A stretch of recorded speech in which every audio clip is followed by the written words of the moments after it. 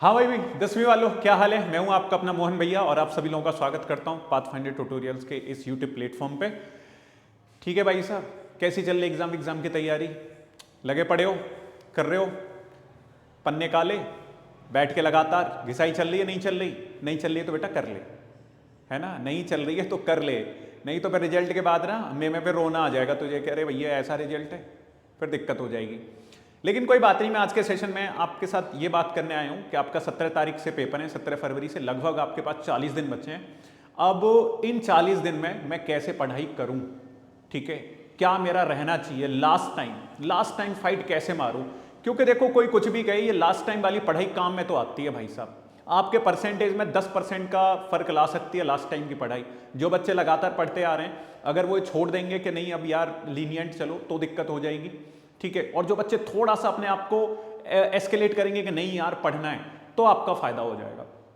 पढ़ना कैसे है, 5 मिनट में आपको बता देता हूं क्या रूटीन फॉलो करना है, ठीक है, किस तरीके से काम करना है। तो आप मेरे भाई ये मान लीजिए कि आपको पढ़ना कितने घंटे है। पहले मान लीजिए कम से कम डेली 2 से 3 घंटे बेटा मैथमेटिक्स लगा ले। कम से कम 3 घंटे मैथमेटिक्स लगानी है, 3 घंटे 3 आवर्स मैथमेटिक्स। 3 आवर्स मैथमेटिक्स को देने देने हैं डेली। कोई बच्चा क्या कर रहा है कि सारे एक ही सब्जेक्ट पढ़ा जा रहा है, नहीं भैया, एक सब्जेक्ट डेली थोड़ी पढ़ना, सारे सब्जेक्ट पढ़ने हैं। और कम से कम 1-1 घंटा साइंस के हर एक सब्जेक्ट को देना है, या फिर 40 मिनट रिवीजन, ठीक है, ऑफ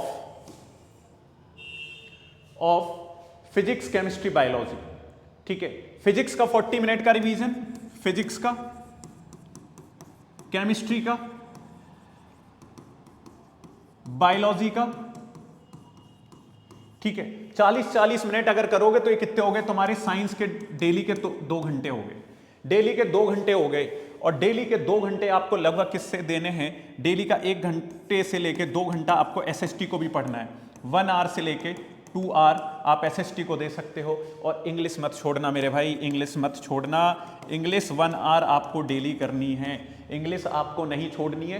क्योंकि आपका जो सब्जेक्ट का जो टोटल स्कोर बनेगा रिजल्ट का मेरे भाई, वो सबका बनेगा। 500 में से नंबर आने हैं तुम्हारे, उसमें ही सारे सब्जेक्ट आते हैं, सिर्फ मैथमेटिक्स नहीं आता है। खाली मैथमेटिक्स के भरोसे रह जाओगे तो दिक्कत हो जाएगी, ठीक है। और सबके सैंपल पेपर लगाने हैं। और दूसरी चीज क्या है कि आपको डेली एक सैंपल पेपर लगाना है। डेली कम से कम हर एक सब्जेक्ट का एक sample paper, daily 1 sample paper, daily 1 sample paper,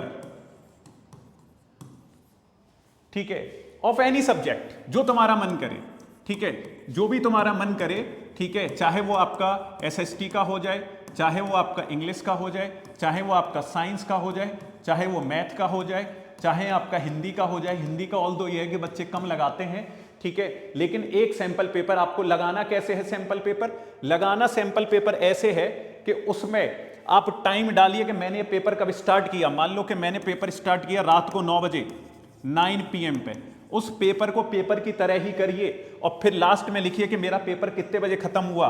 11:30 पे खत्म हुआ, 12:30 पे खत्म हुआ, कितने बजे वो पेपर खत्म हुआ ये आपको बताना है। उस कॉपी पर लिखना है, उस फिर सैंपल पेपर का एनालिसिस करना है डेली। और फिर जब वो सैंपल पेपर में कोई डाउट हो तो आप अपने टीचर से पूछिए, जहां से भी आप अपने डाउट क्लियर करते हैं उन डाउट्स को क्लियर कर लीजिए। ये जो ट्रिक है ना भाई साहब, आपके नंबर बढ़ा देगी।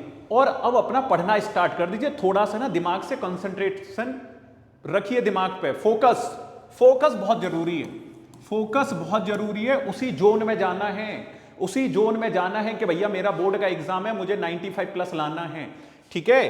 क्या बात कहानी है, उसी जोन में जाना है, उसी जोन में जाना है। किस जोन में जाना है?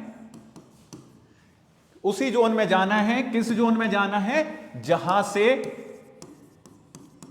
95% से ज्यादा लाना है।